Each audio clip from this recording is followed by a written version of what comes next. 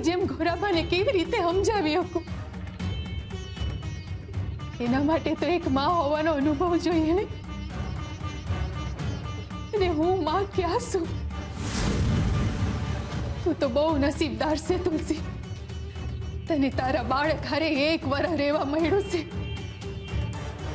તને એનું મોઢું જોવા મળ્યું છે, એનું મીઠું સ્મિત, એના નિખાલસ આહુડા જોવા મળ્યા છે તને. તું એની હારે આખા ઘરમાં રમી હકી છે, એને લઈને સપનાઓ જોઈ હકી છે તુલસી. અને મારું બાળક તો મારા પેટમાં જ મરી ગયું તું. પછી મારી અંદર ક્યાંથી ફૂટે માતૃત્વ? ક્યાંથી લાવું હું મમતા?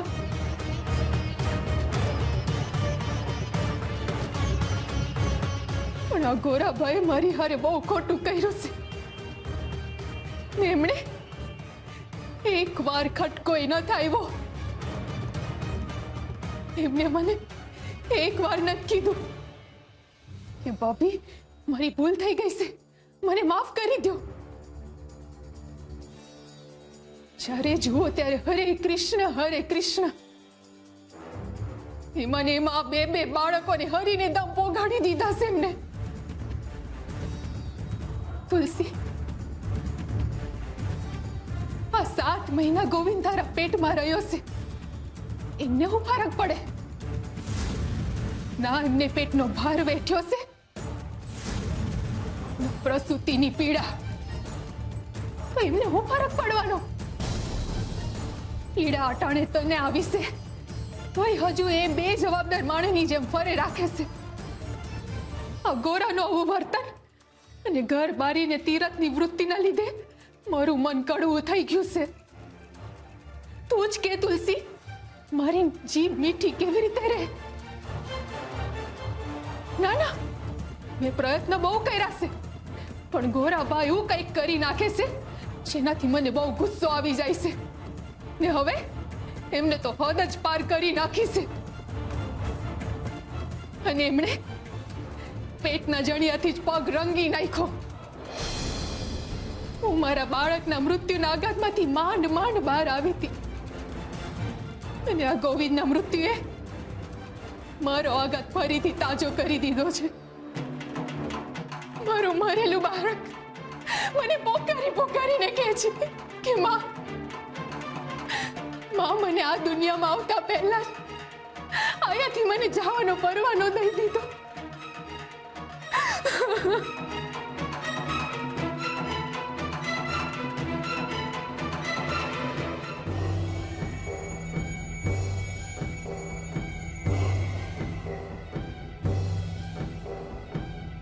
તુલસી, મારું બાળક હવે ન્યાય માંગે છે. શું તારી અંદરની માને આ ગોવિંદના મૃત્યુને ન્યાય અપાવવાની ભૂખ નથી? શું ગોવિંદનું મૃત્યુ એના ખૂનીને સજા અપાવવા માટે આગ નથી પ્રગટાવતો? કે પછી તારા માટે ગોવિંદનું કઈ મહત્વ જ નહોતું? અરે બે બે બાળકોનું ખૂન કર્યું છે આ ગોરાબાએ. તું સજા અપાવે નહીં એમને? હું અત્યારે જ મહારાજ પાસે જઈને મારા બાળક અને ગોવિંદનું ખૂન કરનાર ગોરાબા વિરુદ્ધ ફરિયાદ કરવા માંગુ છું.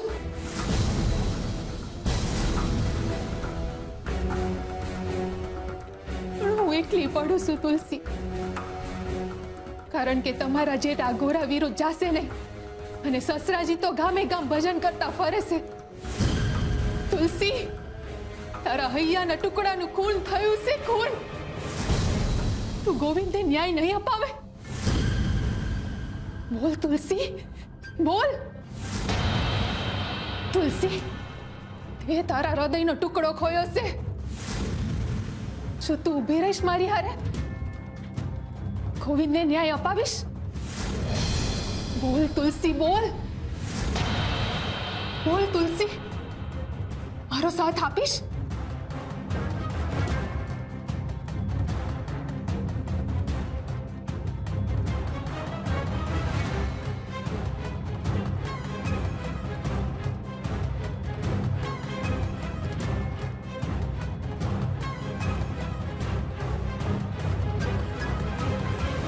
હું અપાવીશ એને એનો હક.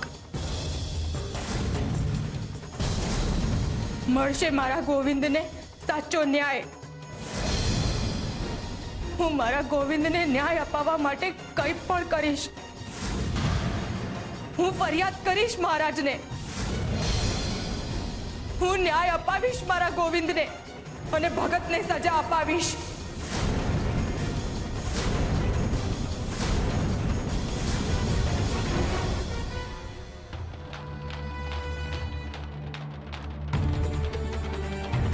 તુલસી ઊભી રહે, હું પણ આવું છું.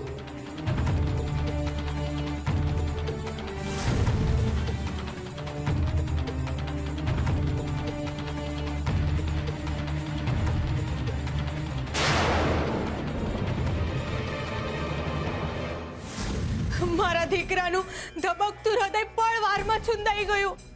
હસતો રમતો મારો દીકરો માટીમાં મળી ગયો. એનો આટલો અમથો હાથ મને માટીમાં દેખાયો. એમના પગ નીચે મારો દીકરો ખૂંદાઈ ગયો અને ભગતને પડી એ નહોતી. એ તો ભજન ગાવામાં ખોવાયેલા હતા. એમના હોઠ પર હરે કૃષ્ણ અને પગમાં કૃષ્ણધામ પહોંચી ગયેલો મારો ગોવિંદ. બે ઘડી તો મને ભરોસો જ ના બેઠો કે આ હું શું જોઈ રહી છું. મારી હગી આંખે મેં મારા ગોવિંદને ખૂંદાતા જોયો છે મહારાજ. તમે જ કહો મહારાજ, એક માની અમે એની ચગદાતી મમતાને કઈ રીતે જોઈ શકે? મારી જ સામે મારો પેટનો જોડિયો ખૂંદાઈને પડ્યો હોય એ મારાથી કઈ રીતે સહન થયું હશે મહારાજ? ન્યાય આપો અન્નદાતા, અમને ન્યાય આપો. અમે બે અભાગી સ્ત્રીઓ તમારી સામે ન્યાય માટે ખોડો પાથરીએ છીએ. અને આ ગોરાબાના લીધે અમે બે સ્ત્રીઓએ અમારું માતૃત્વ ખોઈ દીધું છે. અમે બે નિરાધરમાં અમારા ખોઈ દીધેલા બાળક માટે ન્યાય માંગીએ છીએ. અમને ન્યાય આપો, ન્યાયની ભીખ આપો અન્નદાતા.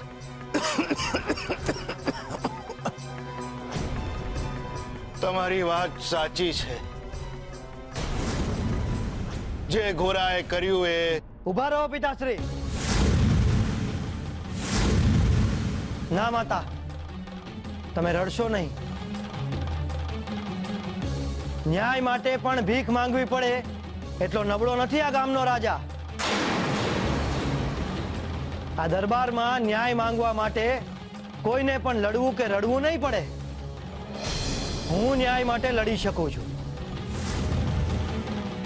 આ દરબારમાં નિર્દોષને ન્યાય મળશે અને ગુનેગારને સજા મળશે. સિપાહીઓ, જાઓ જાઓ અને હત્યારા ગોરાને લઈને આવો. આજે ગોરાનો ન્યાય હું કરીશ.